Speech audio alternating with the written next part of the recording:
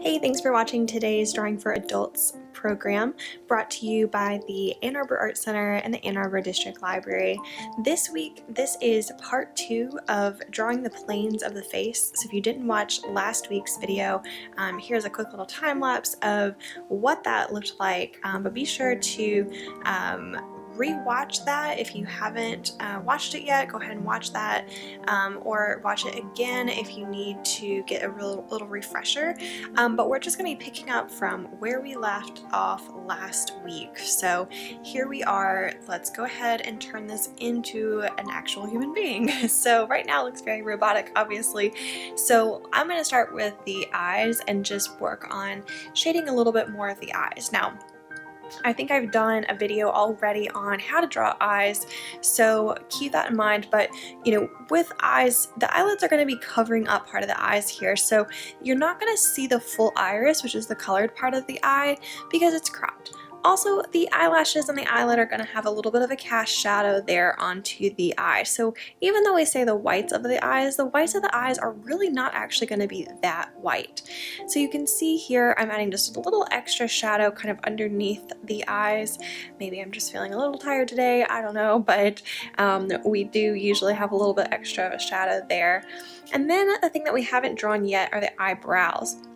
So you can see the way I'm placing that, kind of right above like the nose line there. It lines up pretty similar to those nose lines. So you can really compare. What's great about the planes is you can really compare each different part of the face with these lines. These guidelines help us to place these features in a more accurate location. Of course, just like any facial features, eyebrows are going to vary person to person. So what you can see me doing here now is doing a little bit of erasing from around that eye and that nose area. So I've erased a little bit of a highlight underneath that eyebrow space, and I'm just going to be working now into that nose area. So some of these lines that I have, I'm erasing some of those lines as really harsh lines, right? Like those are not part of the face. This is just general guidelines, these planes to help us shape and form our faces.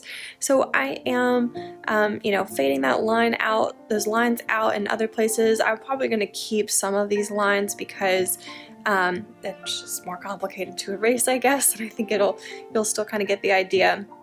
But here I'm creating the nose. So I have to shape out those nostrils, because before it just had kind of a little trapezoid kind of shape, which does not really describe that much of the nose. So I'm getting those little curves. I showed previously a little circle there to show kind of that ball part of the nose, like the very tip, which is generally pretty round. And then the sides of the nose are also kind of rounded, and they're just going to fade right up into the bridge of the nose, which we want to keep pretty highlighted, okay?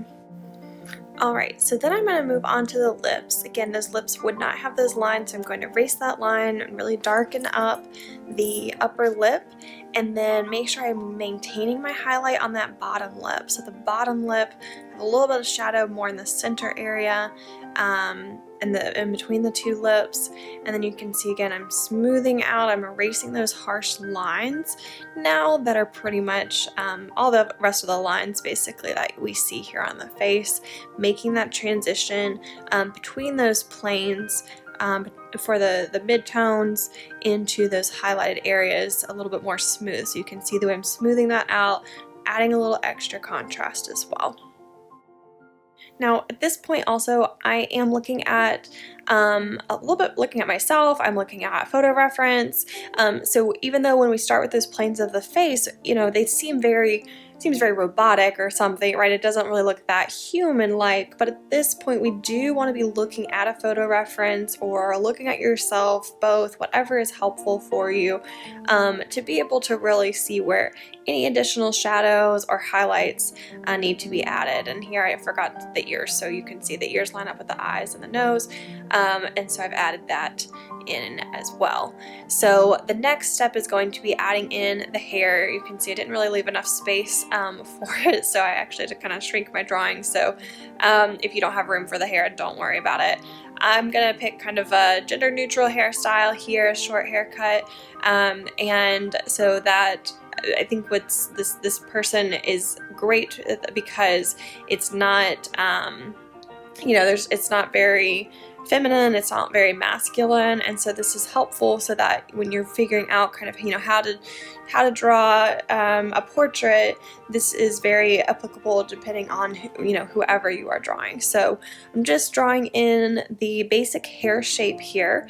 When you're drawing hair, you don't want to really focus too much on each individual strand of hair, but instead you want to look at the values, look at the sections, kind of think of it almost like a sculpture. So I'm looking at a photo reference here. This is not my hair.